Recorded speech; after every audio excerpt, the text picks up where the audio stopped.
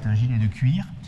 qui est doublé intérieurement de petites lames de métal, très nombreuses, et fixé à cette garniture souple, donc à cette garniture de cuir, par de très nombreux rivets, qui seuls sont apparents à l'extérieur. Certains personnages de Game of Thrones portent ce genre de protection, notamment ce héros que l'on appelle le limier, donc qui se promène à longueur de série avec ce genre de brigandine cloutée,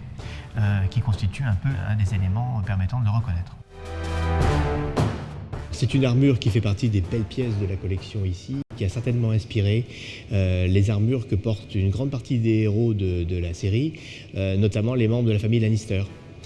qui sont pour beaucoup d'entre eux équipés d'armures portant évidemment le blason de la famille qui est le lion, et ce lion se répand assez largement, notamment sur les épaules et sur les bras. Certainement, cette armure également a inspiré les créateurs des costumes de la série dans cette relation entre des bandes noircies et des bandes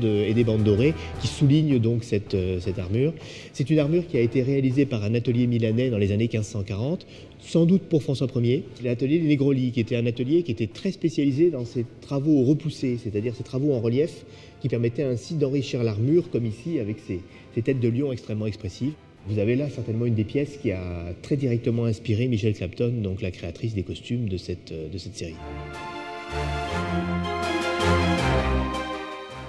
Vous avez devant vous un casque japonais assez caractéristique, et alors remarquez notamment ces ailettes qui servent à protéger les parties latérales du visage et qui également supportent le mon, l'équivalent du blason au Japon. Il vous suffit d'agrandir ces ailettes, d'inverser le sens de leur courbure et de les doter de charnières, et vous obtenez le casque que portent certains Lannister, avec ces ailettes latérales qui en fait se relèvent et qui peuvent s'abaisser pour protéger le visage.